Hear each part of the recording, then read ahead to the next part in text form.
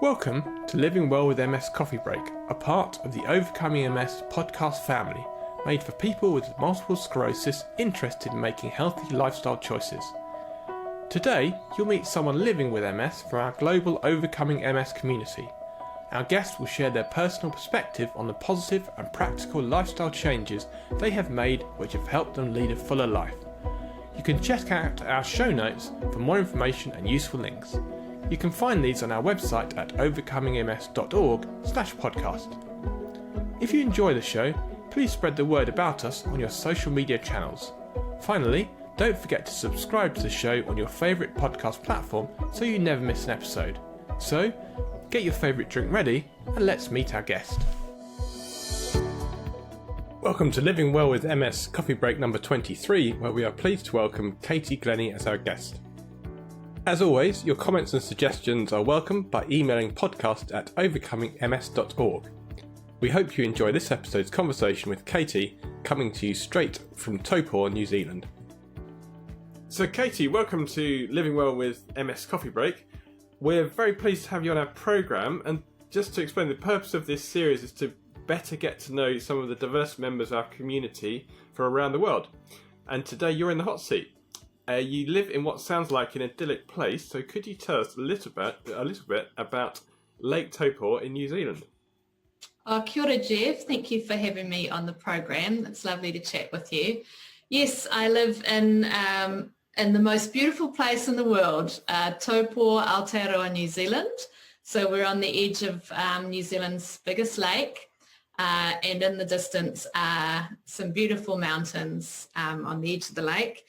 And that's one of the reasons that we moved to Taupō 3 years ago, actually, was to start doing a bit more mountain climbing, rock climbing, and I also love to swim, and it's a freshwater lake and one of the cleanest lakes in New Zealand, so it's beautiful swimming as well in the summertime. So we're very lucky to live here. And when were you diagnosed with MS, and could you provide a bit of the backstory of that? Yeah, sure. So I was diagnosed with MS around 2.5 years ago. It was actually soon after we moved to Taupō. It came as quite a shock, as it will do for most people diagnosed. I have no family history of MS. We came to Taupō and we're really excited to start enjoying this wonderful outdoor lifestyle. We have a young daughter, so she would have been 2 at the time.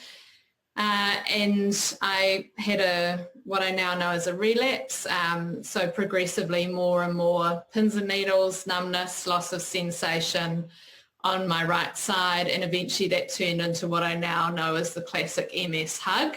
So I was really struggling to breathe, doing anything more than very basic sort of day-to-day things.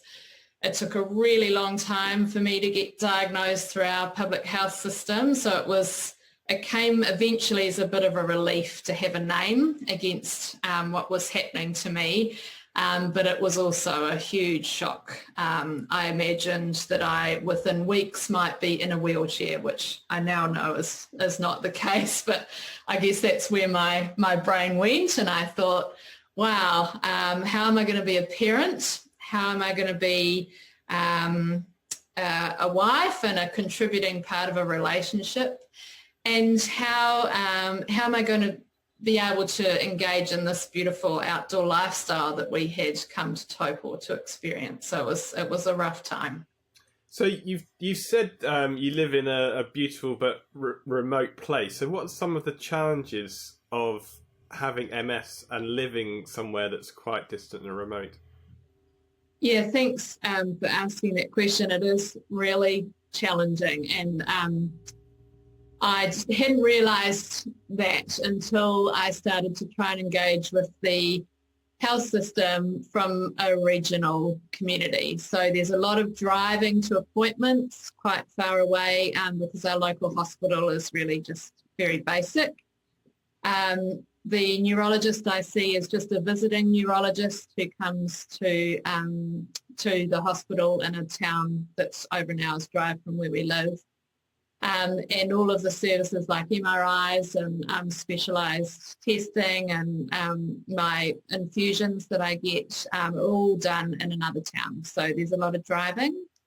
And there's a lot of sort of, I guess, stress around trying to find out if you're getting the right treatment, because there's no MS specialists anywhere near where I live. All the specialists that we have are in the main centres. So that's, I guess, another complication.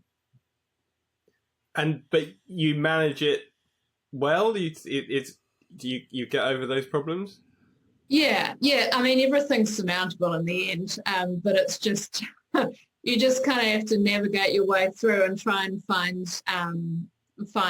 support where you can get it. So, for example, I found an excellent neurophysio who's based in Auckland, and I see her through online sessions.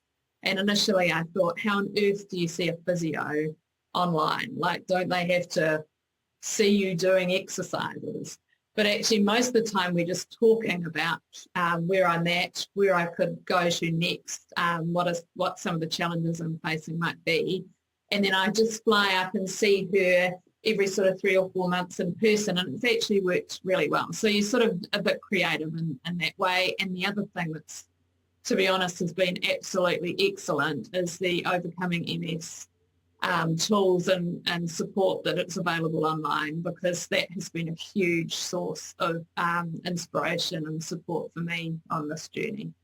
That's good. And one thing actually of a good side of COVID is that actually the online ability to do things has got much better. I'm the same. I just spoke to my neurophysio last week, but although I can normally see her, that's very restricted because of coronavirus. But actually, everyone has made real efforts to be able to do things virtually. And you're right. Actually, I didn't need to physically see her, and it was easier just to do it over Zoom, and we could have a conversation and actually get some things resolved. And it was a good meeting. And I think things hopefully will stay like that, because we've got this ability to communicate that's been improved because we had to. Yeah, I've definitely noticed that. And, like the webinar series that OMS did, going through the different parts of the protocol and some sort of ideas and inspiration, I feel like that might not have happened unless COVID sort of, or maybe sped things up a little bit. And, I would have gone on a retreat if I could have, but that was all kind of closed down, and the Gawler Institute isn't operating at the moment. So that option isn't there for me. And being able to see all that stuff and engage with the, little message boards and that's been really cool. And when did you come across OMS, and why did you decide to start to follow it? So Dr. Google found me OMS. Dr. Google is an amazing resource. I sort of had a look about, but it wasn't long until I found that. And then I know you've mentioned before on previous podcasts that you like the idea that it's not selling you anything, and that appealed to me as well. It felt really well researched, and it felt quite genuine. I came across it really quickly, and then I soon, started to see that people were having good results. And I know, the results on an individual level will be hugely variable depending on your situation and all sorts of things. But just having inspiration there, listening to people that are doing really well and that are encouraged and moving forward, it's been really good. And what are some of the challenges you've faced in implementing the OMS protocols? So I was thinking about this before this conversation started. The hardest thing was I was not even vegetarian. I was a full meat eater. I had lots of meat at every meal pretty much. And I think we ate vegetarian maybe once every 3 months. And it had lots of cheese. So I was kind of like, how do you cook without meat and cheese? Is that even a thing? So that's been a real learning curve for us. We're kind of on a good wicket now, but it took a long time. And my husband is very much a meat eater, and he was like, well, when do I get to eat the steak? And I'm like, just put it on top. I just won't have that bit. Yeah, no, I came from very similar. So in many ways actually with your hobbies as well. So I was into rock climbing and outdoor sports, and I lived by the coast, so surfing and very, very, very active. But my diet was terrible. It was very processed as well as being mostly meat. There was a lot of pies. There was a lot of fried food, a lot of cheese, and you wonder whether that contributed. I don't know, but I thought I was okay because I was so active. I was slim, and I thought, well, if I'm slim, then eating all that food is not doing me any harm. I'm burning it off, and you don't realise that there are other side effects to what you eat, and heavily processed food is never going to be good. And very high fat. Really, we're quite lucky in New Zealand. I mean, everyone's a bit different, but our diet generally isn't that processed, but definitely a lot of meat. And, fat. I used to say to friends, oh, fat's back. Don't worry. Fat's back in. You can eat as much as you like. It's safe, it keeps you full, all of that. So definitely that was a big challenge. And the other thing that was initially a bit of a challenge, but is now something I've come to love, was the meditation. I own my own business. I have a young daughter, and I'm very active in the community and in the outdoors. And I was like, when do you fit this in? This is ridiculous. They're asking you to meditate every day. Who does that? And then actually my physio said to me, as part of fatigue management, she said, you need to do something that rests your brain every day. And you need to do it not right at the end of the day when you're trying to go to sleep. You need to do it at a time when you're really going to benefit from having your brain rested, which is the middle of the day. She said you need to sit down and you need to stop everything that's going on, all the stimulation, no reading, no listening to what's going on the news. You need to just quiet your brain down. And I was like, oh, jeepers, even the physio's telling me to do this. All right, I'll give it a go. And so, put the app on and listen to this woman telling me to chill out. And after a while, I was like, this is amazing. It's been a really, really beneficial change to my life, adding meditation into the day. And now I do it religiously every day. It was that my physio as well actually said that. My first neurophysio said, don't forget your mind, and which I found really strange because I thought they would be, it's all about exercise and they would ignore all the other elements and that would be their thing. But yeah, he said, no, you must think about your mind as well. And he was sort of talking about, think about yoga and think about different things, but basically try and not get stressed out, calm your mind. And so it's really interesting thinking actually someone who's actually from a different field is saying that they see benefits from people who practice mindfulness, stress relief, yoga, those sort of things. So when did you start to see positive benefits from following OMS, and what were these? Well, it's taken longer than I had thought, but it's been a slow progression of less symptoms. So my symptoms have been mainly pins and needles and sort of lack of sensation. And then also I would get, I get problems around fatigue and heat intolerance. So when I get too hot, I get really, really tired and all my pins and needles go a bit crazy. So what I've noticed, at the start I didn't really notice anything. But over time I noticed that all the symptoms were getting less and less. So I was still getting them, but I was getting them less frequently and they were lasting for a much shorter amount of time. But the thing that it really gave me, so that's obviously a benefit, but the thing it really gave me was a sense of hope and a sense of focus. So I knew I just needed to keep following the steps and keep working through it, and it gave me some autonomy over my own health. I wasn't sitting and waiting to see if there was a new medication that was going to save me. I wasn't, waiting to see if some amazing new neurologist was going to come into our town. I felt that I had that autonomy over my own health, and that has been probably the biggest benefit to the program. So I have definitely seen improvements in my symptoms, but in terms of my outlook and my approach to life, that's where I've really benefited, and I feel that I've got much more confidence to continue to live a full life. And I think that George Jelinek talks about that, actually having faith in it. There is actually medically, if people believe they're doing something and they know they're empowering themselves and they're doing something to get better, that actually has a positive benefit.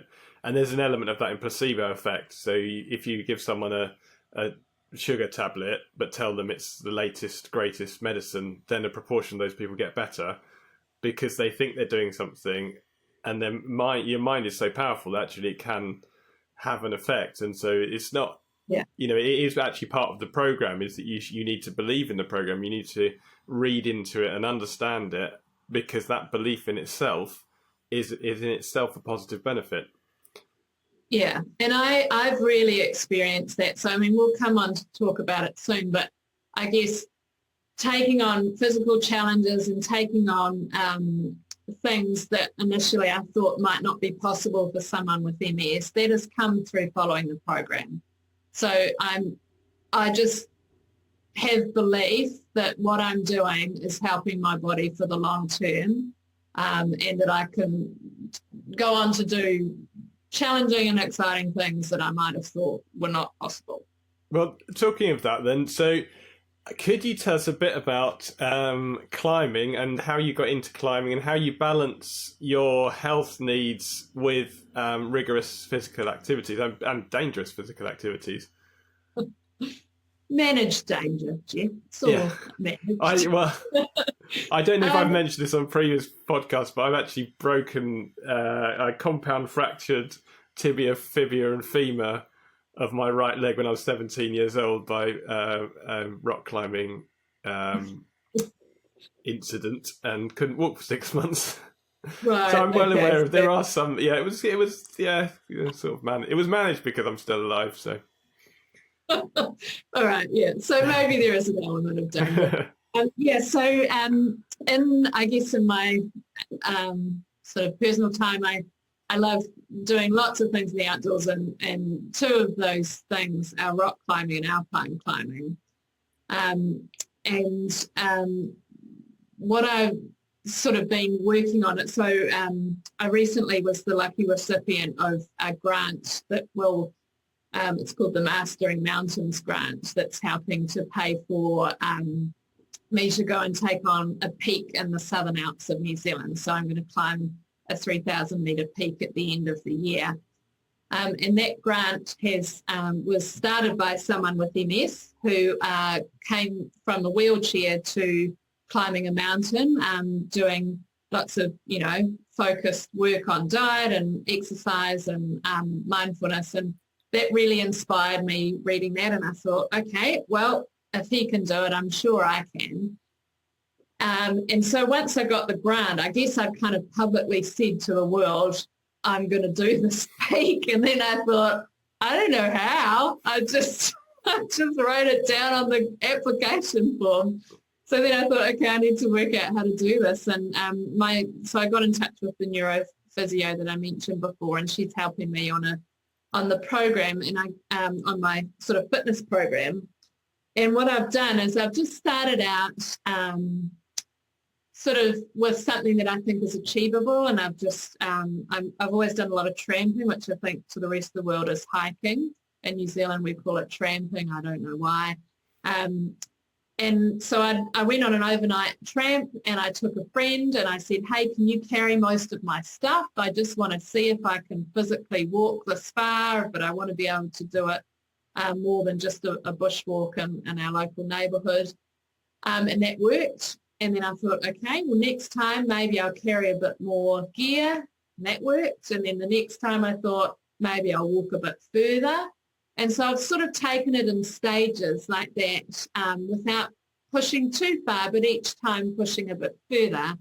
and I just make sure I'm really listening to my body. So I've got some great tips on what to do if my symptoms are a bit niggly. So, take a rest, take some water, have something to eat, give yourself a decent rest, 20, 30 minutes, and then start again. Don't think, I've just got to push through this. If your body's saying to stop, that's okay, but that doesn't mean you have to turn around and go home. And then I've also recruited, I guess, some great friends who are helping me. So they know what's going on for me. They understand that sometimes I might want to walk slower, or that I might want to rest a bit longer than they would normally rest. And they've all been really supportive with that. So I guess it's about recruiting people to help you along the way, getting good knowledge and information about how to manage your symptoms when you're going through them. And also just to not be afraid to push yourself a little bit further. You don't need to push yourself to the point of getting a relapse, but you do need to push yourself beyond, just walking down to the leader box and back each day. Can you explain as well? I mean, you mentioned alpinism and climbing a mountain, but so for those people who don't know, what is alpinism? Because it's a bit more than what you're saying is tramping. Yeah, sure. And what mountain are you climbing? Because it's not a sort of like it's not a small hill. Yeah, fair enough. Yeah, so I guess I was talking about tramping because at the moment the snow hasn't come in yet, so I'm waiting for the snow to come before I can start going on the mountain, and tramping is really good training for mountain climbing. But alpinism is when you are on the mountain, you have an ice axe in your hand, you have crampons on your feet, you have lots of warm gear on, and you've probably got a harness around your belly, and you're attached with a rope to someone else. So entry-level mountain climbing, you might not have ropes, but as you get further into the more technical climbing, you're often roped to your climbing partner, and you would be off to climb something that might involve quite a steep slope. It might involve a bit of ice and snow and rock. And eventually, ideally, you top out on some sort of summit. And that's what my objective is at the end of the year, is to climb a peak called the Minarets, which is on the spine of the Southern Alps in the south of the South Island of New Zealand. And I'll be doing all those things, ropes and ice axes, and taking on some steeper slopes on a snowy peak.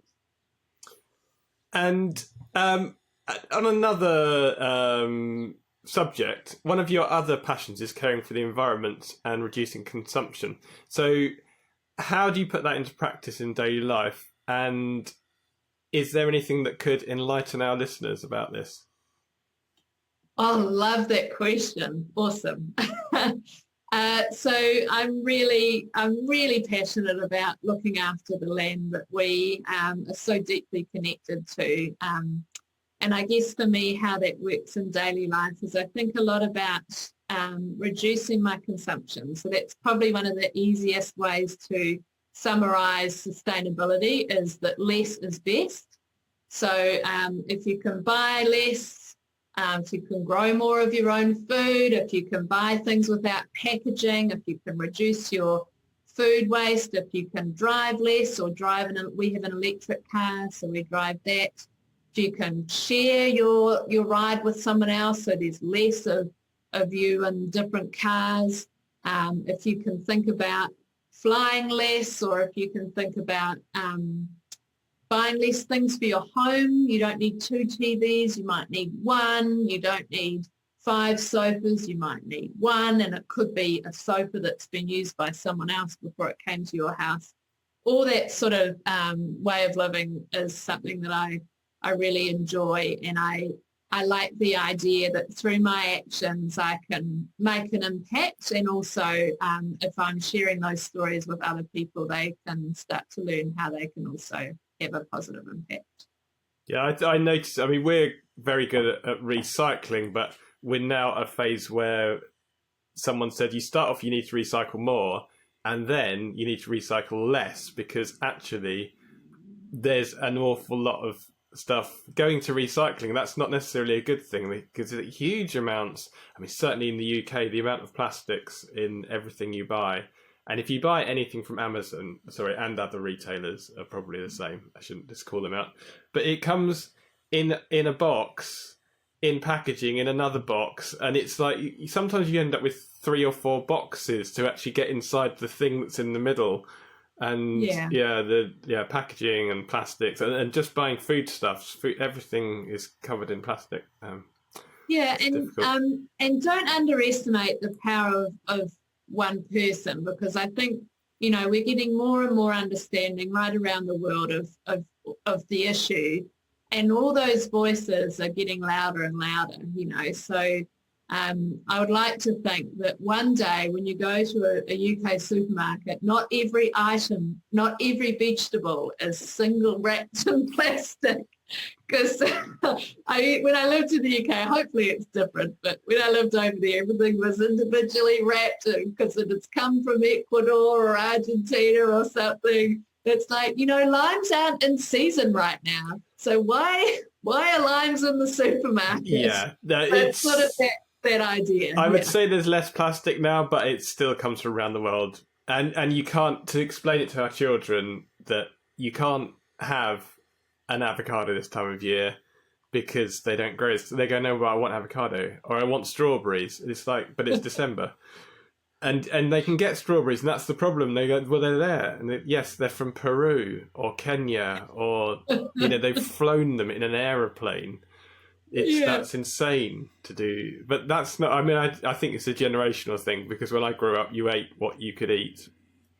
And that was that. Yeah, and we do try to eat in season here. And I guess the other flip side of it is, the UK's kind of a much more attached to a global economy. In New Zealand, if the strawberries had come from Argentina, they would be way too expensive for anyone to buy. So no one would buy them. So we only buy strawberries when they come from New Zealand because they're affordable. And so I guess there's a bit of that. I guess, just that understanding that if you think, every time you think that you're wanting to buy something, just think, is it something that you really need? And if it is, try and buy it secondhand, or try and buy it from a local supplier who might have made it locally, or might be quite thoughtful about how much sort of packaging and carbon has been involved in producing that item, because it's just being sort of a bit more thoughtful about your life. Okay, interesting perspective. So if you tap into back to MS, if you tap into your experience with MS generally and OMS specifically, for a nugget of wisdom, what would help people adopt the OMS program? I guess for me, it's about that sense of community, that you're surrounded by others that are following the program and want you to do well and want to support you on that journey. And it's also understanding that even if you're not getting amazing results straight away and you're not, suddenly feeling better, it's a journey, and part of that journey is the belief that you're doing something that's positive for your health. And if you can kind of keep on that hopefulness and positivity, that will help you so much in your health and in your general well-being and outlook. And with that, I'd like to thank you very much for joining us, Katy Glenie. Thanks, Jeff.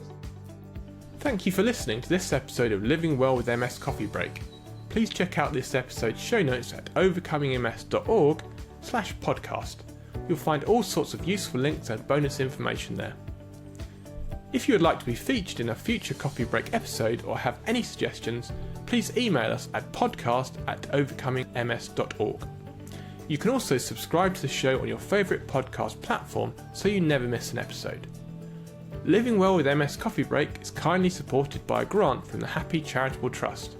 If you would like to support the Overcoming MS charity and help keep our podcast advertising free, you can donate online at overcomingms.org/donate. Thank you for your support. Living Well with MS Coffee Break is produced by Overcoming MS, the world's leading multiple sclerosis healthy lifestyle charity. We are here to help inform, support and empower everyone affected by MS. To find out more and subscribe to our e-newsletter, please visit our website at overcomingms.org. Thanks again for tuning in and see you next time.